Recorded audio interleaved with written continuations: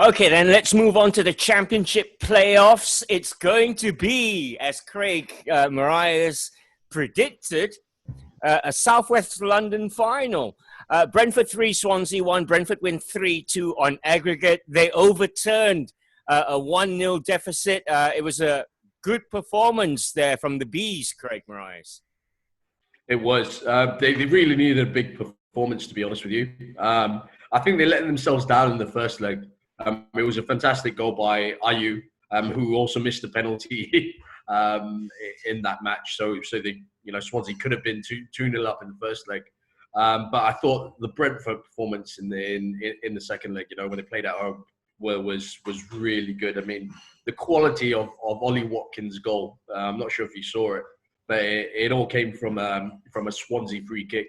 But the counter attack thereafter, the speed in which they did it was really good. And Thomas Frank, we're really proud of his boys. Really good, convincing, dominating performance.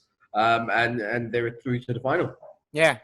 Despite not making it, Steve Cooper and Swansea can hold their heads up high, can't they, Bob? Because we forget it's Steve Cooper's first season in management. Of course, he won the Under-17 World Cup, didn't he? Yeah, he did, with Ryan Brewster. So he knows a lot about him. He scored a nice goal the other night as well, last night. I mean, I think there's a bigger picture here with Brentford. It's the fact that they've done this basically with a Moneyball type operation. They haven't spent hardly any money. If they have, it's been a very small fee. And then they've sold a guy on to somebody else for quite big money. And yet they've steadily built up from the 4th division, when they nearly went out of business altogether about 10 years ago, to the brink of the Premier League. And it really does make you think that maybe there is something in this method after all. And they've got an incredible scouting network, and it's all done online. It's all done with, it's not the old-fashioned method of going to watch players and taking a liking to somebody's left foot or something, I mean, it's all done scientifically. And they've just been buying and selling players, and they renew the team every year, and they just get better and better. The only weakness they have had throughout this period has been their playoff performances. And in finals, they've lost actually 8 games. They've only been in 8, and they've lost every single one of them. I'm reliably informed by our old friend Ray Jennings, who's a big Brentford fan. So, can history repeat, or will they break the curse? That's the question. But the other thing here is worth mentioning is London really is looking at having 7 teams in the Premier League. Wow. They did have 8 at one time. I mean, people talk about Manchester or Liverpool being the football capital of the country, but London, really, no one can hold a candle to them. Yeah. I mean, I know it's a much bigger place, but when you think 7 teams in the top flight, Paris, PSG are the only team in Paris. Real Madrid and Atletico Madrid are the 2 main teams in Madrid. I mean, London has got so many, and you haven't mentioned the other teams. Yeah, QPR, Charlton, all the rest. Yeah. I mean, there's about 15 teams in London. Orient, Leyton Orient, yeah. I mean, it's incredible, the strength of football. So we've got a London derby in the FA Cup final, and we've got a London derby in the Championship playoff final. So that really does tell you London's strength in football. London's a bit of all right, innit? All right, then. Brentford say goodbye to Griffin Park after 116 years. They move to the new Brentford Community Stadium next season, hopefully as a Premier League club. They take on Fulham, Keesh, in the final on Tuesday. Fulham had to withstand a gutsy fight back from Cardiff. They also did it without their top scorer, Mitrovic. Yeah, it was a really scrappy affair. I think everyone expected this tie to be really, really close. Obviously, Fulham, they've done really, really well. to sort of bounce back. You see a lot of sides getting relegated to the Premier League. Obviously, you've got the mechanisms like the parachute payments and all that now. But more often than not, you see sides falling into the Championship and then sort of struggling to keep their necks out of the water.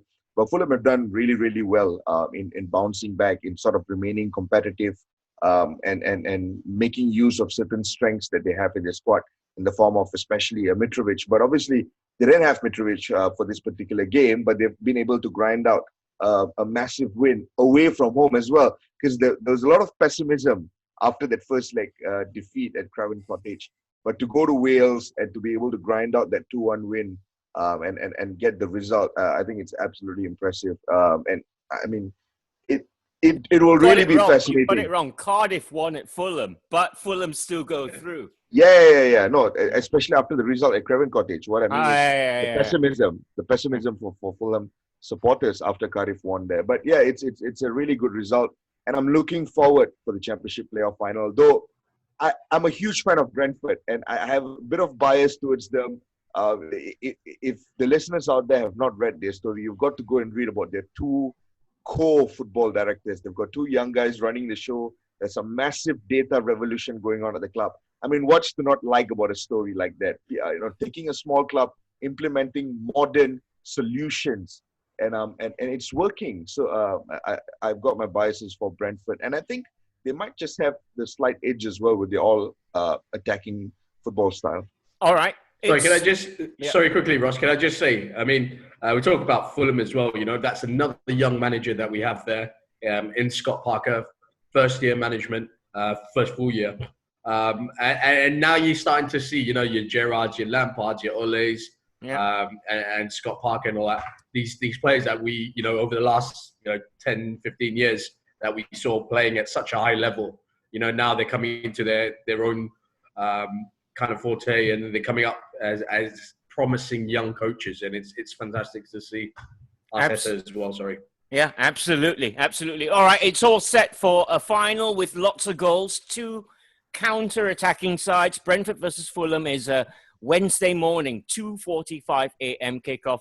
Let's discuss a few transfers, because big news this week. Man City have made some moves, haven't they? They've signed Ferran Torres, the 20-year-old Spanish winger from Valencia, for a reported 23 million euros. That's a good signing, isn't it, Bob? I reckon, yeah. I'm surprised they got him so cheaply. Leroy Sané replacement, isn't he? Yeah. I mean, as soon as Man City or Chelsea come in for you, the club or just about doubles the price tag. So they've done well to get him for that money. And Nathan Ake also, for a relatively modest fee, 40 million. I mean, he's got a lot of Premier League experience with Bournemouth and Chelsea before that. Yeah. I think they've done very well. Outstanding bit of business there. They're tackling their weaknesses, remedying their weaknesses. I mean, Ake can play football.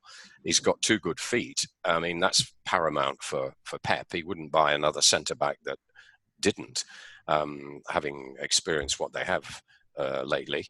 So City are going to be a force. They are actually favourites with the bookies, to win the title next season. Wow. I think because they've got the money and they're going to strengthen, and Liverpool are looking as if they're going to stick with what they've got.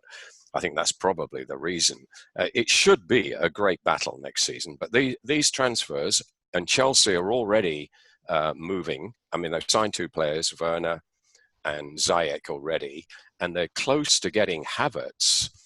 This is a major move by Chelsea, who were famously banned from signing anybody for one window. They're making up for lost time now.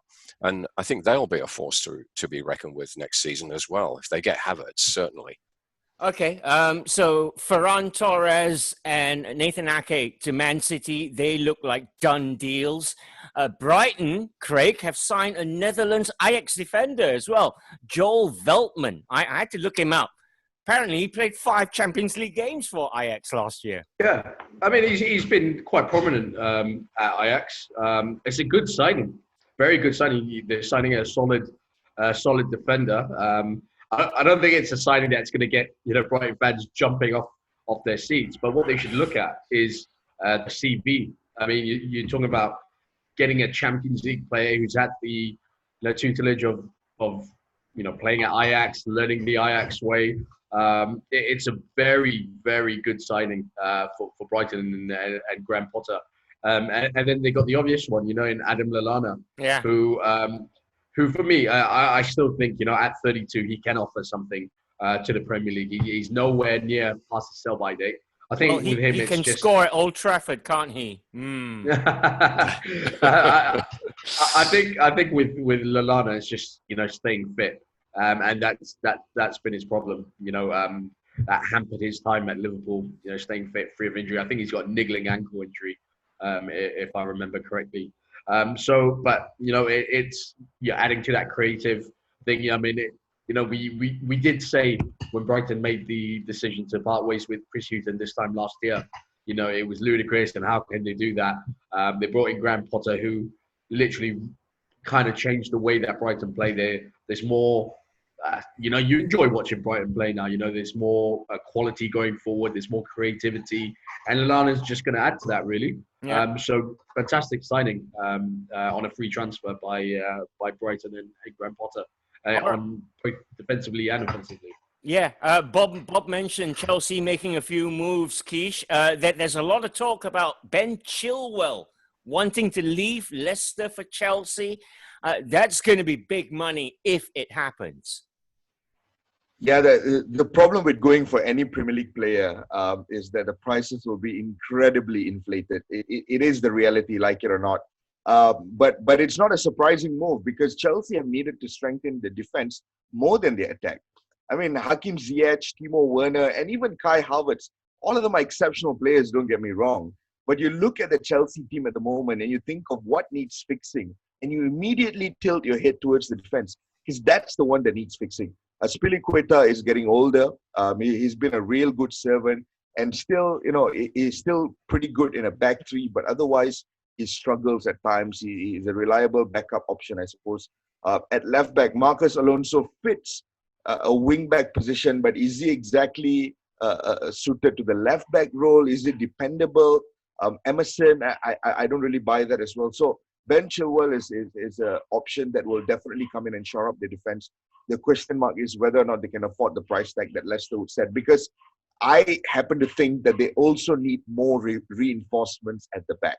They need a couple of central defenders, at least one, because they've looked really, really shaky. And if they're really going to push the likes of Liverpool and Man City next season, which I think they intend to, given their offensive purchases, but if you really want to push them, you've got to work on that defense. And at the moment, with Chilwell alone coming in, I don't think it solves the problem. You need at least a central defender. The problem is when you get Chilwell, it's a lot of money being spent on a single player. Yeah.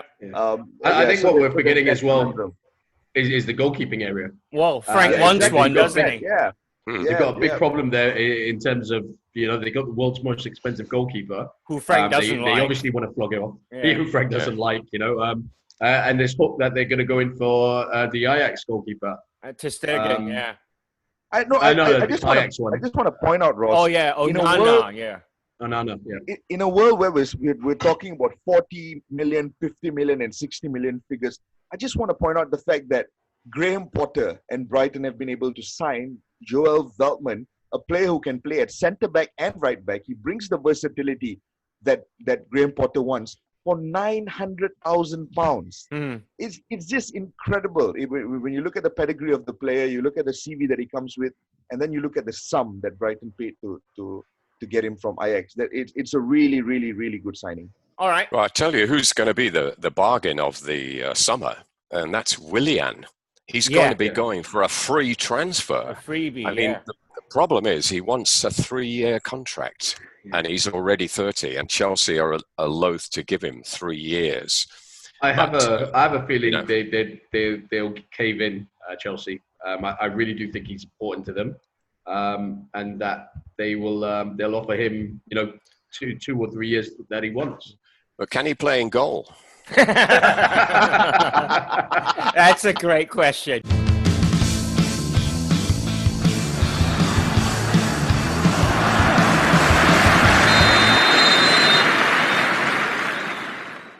All right, let's turn our attentions then to Saturday's FA Cup final.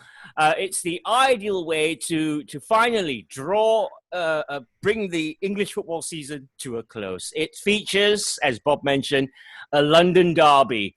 Actually, Arsenal have the upper hand here, haven't they? They won in 2002. They beat Chelsea in 2017. They're going into this with two fresh managers. Who are you leaning towards, Bob Holmes? I'll go for Chelsea. I think they've just got a bit more about them. I mean, I know that Arteta has tightened up Arsenal's defence, and definitely Arsenal have the better goalkeeper. But Chelsea, with that attack, with a rejuvenated Olivier Giroud and Pulisic knocking them in, there's a slight doubt about Willian's fitness, but even if he's only on the bench, he's likely to make an impact. I think they've got a bit of momentum. They saw off Wolves last week, ensured their place in the top four. They beat United, quite impressively, really, when you think about it. So I think they probably have the edge. They are the slight favourites, but I think it's an intriguing battle. I mean, you've got two rookie managers. I think you can still call Frank Lampard a rookie. He's certainly a rookie in the Premier League, who've both made a positive start. You've got slightly dodgy defences, but you've got very potent attacks. Yeah. There are goals there. It could be a high-scoring game. I mean, we haven't had a ding-dong high-scoring cup final for a while. Well, Man City got a few last year, but it was all at one end, wasn't it? What we want is a 4-3 or something. And I think this game, it is capable of producing a game like that. Because in a cup final, these weaknesses in defence, they tend to get exposed. Wembley is a big ground, and I know there won't be any fans there, but still, I think there is a sense of occasion. It's an FA Cup final after all, and you saw the way the winning teams celebrated their semi-finals. It was exactly as they would have celebrated if there'd been a crowd there. So I think we could be in for a very, very entertaining game here, and I would lean towards Chelsea. Okay, Craig, Mikel Arteta is imprinting his style and identity on Arsenal, but it's their worst league finish for 25 years. I mean, Arsenal fans at the end of the day are grumbling about that. So that's added pressure. He now kind of has to set the record. 13 FA Cup wins, beat Chelsea. Yeah, I don't think it's added pressure, to be honest with you. I think, the fans who can actually see football can see the progress that the team collectively is making in terms of the way they're playing, in terms of the style. We got to remember that Arteta hasn't had a transfer window. So, he'll definitely get some reinforcements. You'd hope the board will back him in the summer. He'll get players that can play more to his style. He might get rid of a few, that don't quite deserve to be here, Mesut Ozil. But yeah, you can see the improvements that this team has made from Unai Emery to Mikel Arteta. Is it added pressure on them to win? I think that they've got this far in terms of the final. They've got a fantastic record in the FA Cup, Arsenal. It can't be ignored. I'm actually going to go for an upset here. I think Arsenal are so unpredictable. It really depends which Arsenal turns up on the day. We've seen, a shambolic Arsenal turn up before, as we did at City. And then we've seen, a very good Arsenal performance that they're more than capable of stringing together like they did against City. I'm going to go for an upset. I think they're going to upset the odds. I'm going on the back of their fantastic FA Cup record and the form of Aubameyang. I think that kind of tilts it to Arsenal for me. All right. Okay. Keesh, it's going to be the first cup final played behind closed doors in England. I mean, we've seen Premier League games. This is different because in England, Cup final day, I think 2 or 3 hours before the final, it's all about the fans. It's the build up to the final.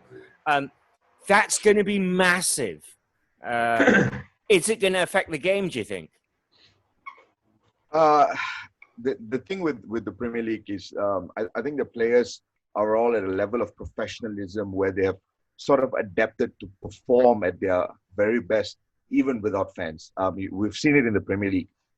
After the first couple of match days within Project Restart, almost every team started playing at their level best. Some of the footballs, the intricacies of the passing, it was almost as if there were no fans. And I'm pretty sure within their respective clubs as well, when you deal with club psychologists, when you deal with individuals that coach them on mental strength, I think it always boils down to the players being told to play as if they're not hearing the fans. Because if you're positively impacted by it, sure, but you don't want to be negatively impacted by fans as well on the pitch. So in that sense, I think it doesn't impact. But there's a very deep feeling of uneasiness about this, about the fact that there is a cup final that's going to be played without fans. I know there's all these arguments about it needing to be done for legal reasons, for sponsorship reasons. You've got to get the money over the lines. You don't want to open anyone to the firing line of lawsuits.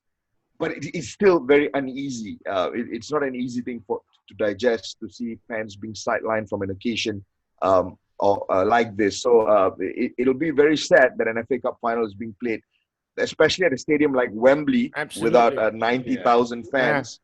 But it is what it is. And echoing what Craig said earlier, I'm just going to get a bit more specific. It's not about which Arsenal turn up.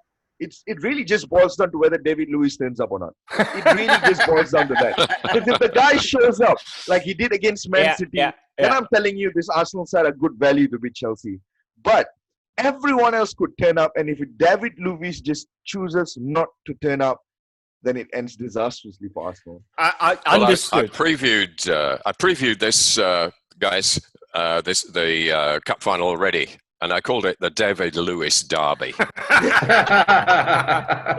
Absolutely. All right, some early team news. Bernd Leno apparently is available, but Emi Martinez will probably remain in goal. Gabriel Martinelli, Shkodran Mustafi, Pablo Mari, Callum Chambers are all out, injured for Arsenal. Craig, technically, Mesut Ozil and Matteo Guendouzi are available for Arteta. But there's a but after that. Underlying but. I think it's clear and obvious that their time at the club is over, to be honest with you. I think it's no secret with Mesut Ozil. I think his wages play a big factor in it. Does he fit the style of Arteta? Probably not the way that he wants to move forward. I still think he's a quality player on his day, but he just needs to get away now. It doesn't help when his agent comes out and says he's happy to sit on the bench and rot and pick up his 250 grand a week, which doesn't really sit well with me. But I mean, that's the current climate that we live in terms of football. Yeah, he's seen Gareth Bale, hasn't he? Exactly. And then you have Guendouzi, who actually I rate really highly. And I don't think we'll be short of a lot of suitors if he's available for transfer. Okay. The main thing with him is his attitude, and if he wants to have a good career, not only in the Premier League or at Arsenal Football Club, but in general, if he wants to have a good career, he needs to sort that out, because as we've seen in the past with players, attitude means a lot as well. And if that's not sorted out, then he won't have the career that we think he will. Okay, early Chelsea team news is that N'Golo Kante is facing a race to return from a thigh injury. Is it important, Bob, that Chelsea get him back in that midfield? I think it is. It's not absolutely crucial. They've managed reasonably well without him. But he's not been quite the force he was. I think he was better at Leicester, to be honest. That season, when they won the title, he was absolutely fantastic. He's never quite come up to that level, in my opinion, at Chelsea. He was played in a different position for much of the time, though, to be fair. But I still think he's a very, very good player, and should certainly be in the squad, if not in the first 11. And with all these, interesting, you should mention him, with Chelsea signing these midfield players, you wonder where everybody's going to fit in, don't you? I mean, I think there's got to be some sort of sale as well, They've got a lot of bodies in there. And as Keesh said earlier on, it should be the defence that they're concentrating on.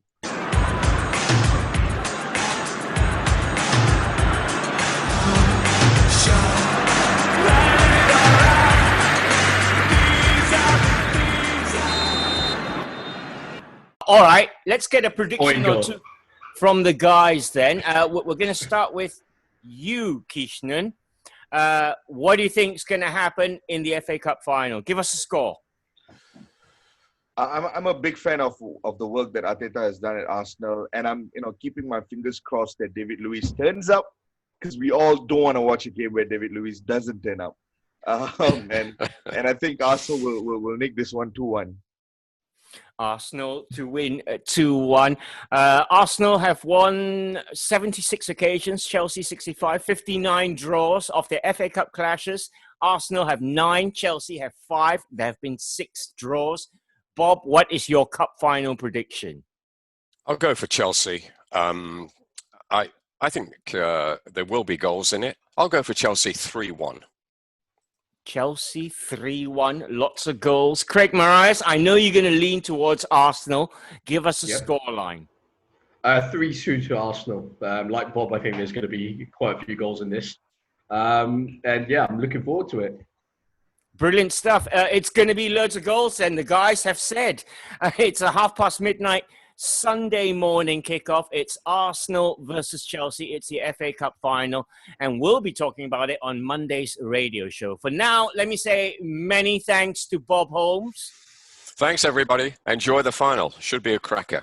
It should be. Thanks to Craig Marias. Thank you very much, guys. And thanks to Keesh. Cheers, Ross. Thanks for watching, guys. Subscribe to the channel. Catch you next week. Bye-bye.